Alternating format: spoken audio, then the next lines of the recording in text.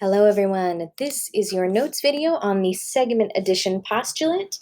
I am going to talk you through it a little bit and then I'm going to do multiple examples for you to have for notes, and then the next video will have some other practice problems that you can try along with me, or you can try on your own and then watch the video afterwards to see how you did. I'm still in, on the right hand side, the segment and angle addition notes page, but I zoomed in pretty far because we're mostly going to be focused on the left side that has segment addition postulate. It kind of goes straight down, so I just wanted you to be able to see that a little bit better. All right, so let's jump into it here. So the segment addition postulate has a very fancy name and a very fancy formula, but really what you're doing is you're saying that part plus part is equal to whole. Okay, that's all we're really talking about here. Okay, so if you have a line segment and along that line segment you have a point somewhere, point C, in between the two endpoints A and B, then that means you can measure AC and CB, the two parts, and add them together, right? Add those together and have it be equal to the whole thing down here without having to measure it yourself, right? Or if in a problem they give you, for example, that AC equals 20 and CB equals 7, then you can just add those parts together to get the whole thing, right? So the formula that we use, okay, is that when C is between A and B, AC plus CB equals AB. Okay, and really what you're doing here, the phrase you want to remember is part plus part equals whole. Okay, that's essentially what you're doing here. Okay, as long as you plug the parts in the right spot and the whole in the right spot, then you're going to do just fine with these problems. It's just some simple addition and subtraction. They get a little bit more complicated if you're dealing with variables, but I'm going to do some examples for you with that. Okay, the best thing to do if you're not sure how to start is to draw a picture. Okay, that's always the best way to start. So my example diagram for you here looks like this. I have A, B, and then C is somewhere between A and B. I don't know for sure if C is directly in the middle. I don't know if it's closer to A. I don't know if it's closer to B. I have no clue. I just know that it's somewhere between them, okay? When you draw these, the best thing to do is draw and label them. So you have the two parts at the top that you always want to add, and then you have the whole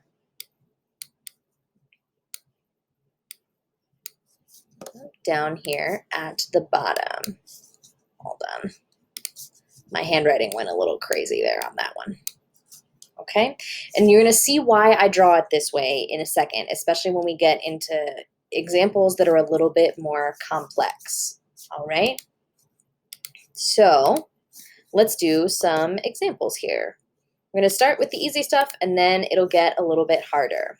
Okay, right? Remember that what you're doing here, whatever you put up here for part and part, you're adding those together and setting it equal to the whole at the bottom. Okay, so here's my example. Okay, so I'm telling you that AC is equal to 13 and CB is equal to 21. Obviously, my drawing doesn't look like that, right? See how in my drawing AC is much bigger than CB? That doesn't really matter. The diagram does not have to be perfect or to scale at all. It just needs to be a representation, a visual representation of the problem so that it's easier for you to figure out what's going on, okay?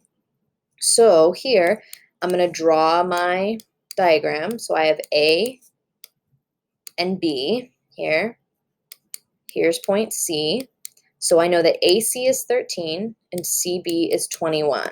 So I know my rule is I'm going to add these two and set it equal to whatever this is at the bottom, because that's what I don't know. So AB is equal to 13 plus 21, which that's pretty simple. That's just 34. Okay, and that's it. That's the whole problem. Now, you might be thinking, okay, that seems really simple. I feel like that's too simple. Okay, so this is the general idea with the numbers, right? But a lot of the times the problems that will come up deal more with algebraic expressions, which means you will have to do a little bit of algebra, okay, in order to solve them, all right? So here's my next example. There's really two different ways that these will show up. You're either going to use the part plus part equals whole, or we're going to use a midpoint, okay? So here we go with some expressions. So I'm telling you that AC in the problem is 5, CB is 2x plus 6, and AB is equal to 9, okay? So before I do anything, I'm going to draw a picture.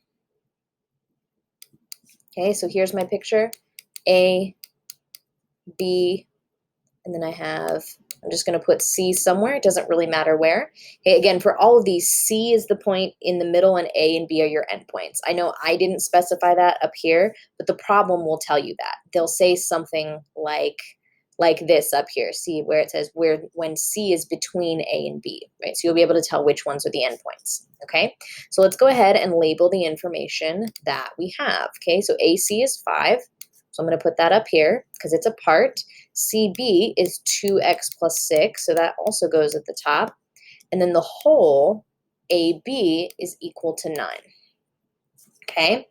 So no matter what you're doing, part plus part equals whole. So we're going to add these two at the top and set it equal to whatever's at the bottom. Okay? So what I'm going to write is 5, so that's the first part, plus 2x plus 6, part plus part equals whole. Once you have this expression, right, or this equation right here, all you have to do is some simple algebra, right? So I'm going to combine my like terms first. So I can't do anything with the 2x yet, but I can combine the 5 and the 6. So that's 2x, 5 plus 6 is 11, plus 11 equals 9.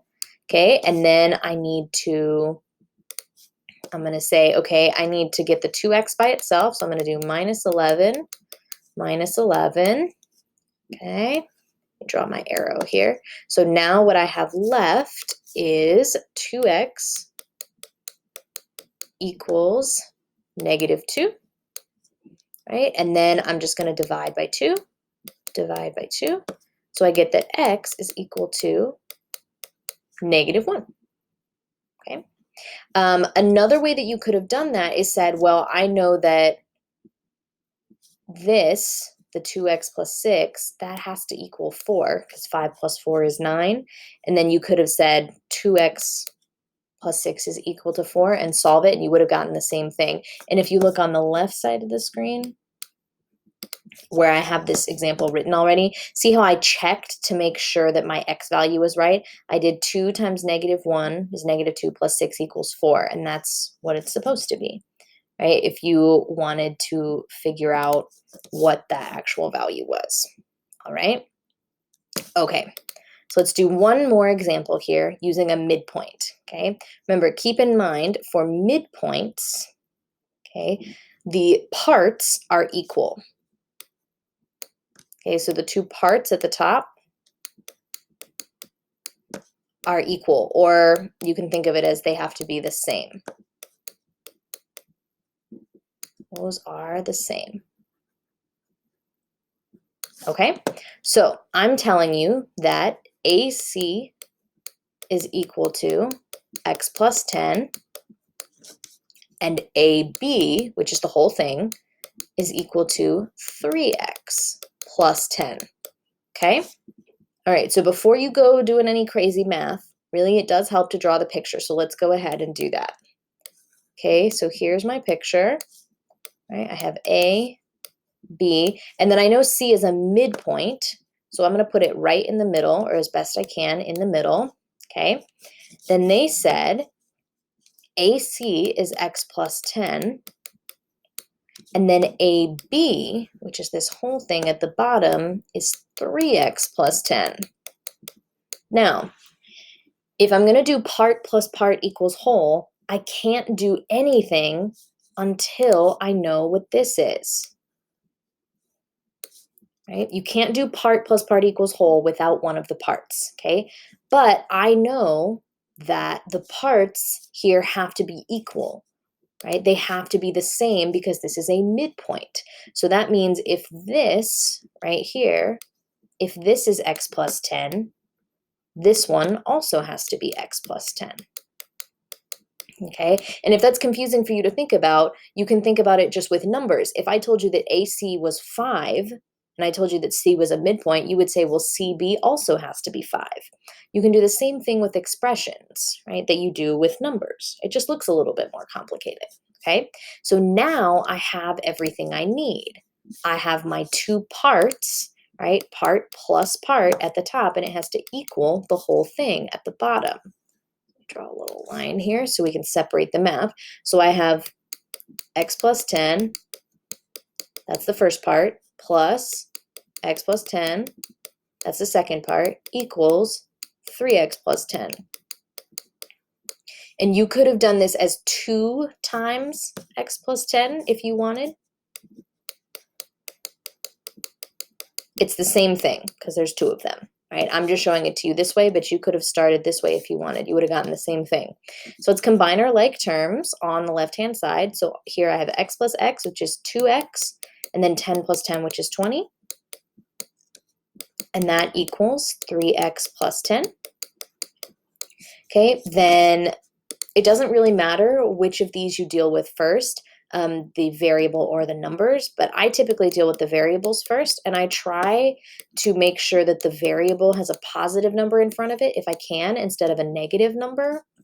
So I'm going to subtract 2x from both sides. So I have 20 equals x plus 10, and then I'm going to subtract 10 from both sides. Okay, remember the golden rule of algebra is whatever you do to one side of the equation, you have to do to the other. Otherwise, they're not equal anymore. Okay, so I wrote that a little bit too big. Okay, so I end up with x is equal to 10. Okay, so then I need to figure out, okay, if x is equal to 10, then how big are all of my segments here? So if x is equal to 10, that means AC equals 10 plus 10, which is 20, right? So I know this one here, AC is 20. That means this one here also has to be 20. And then the whole thing is 40, which you can test if you plug that in, right? 3 times 10 is 30, plus 10 is 40. Okay, so it works how it's supposed to, right? So then you have AB equals 40. All right, so that's it. Those are my examples here. So if you scroll down, right, all the way down past the distance problems, you have these 4 segment addition problems. I'm going to work through them in the next video, but if you want to give them a try first before you do them with me, I encourage you to do that to try to get some practice on your own. But you can also just go straight ahead and watch that video and work these practice problems with me. All right, so I will see you all in the next one. Bye-bye.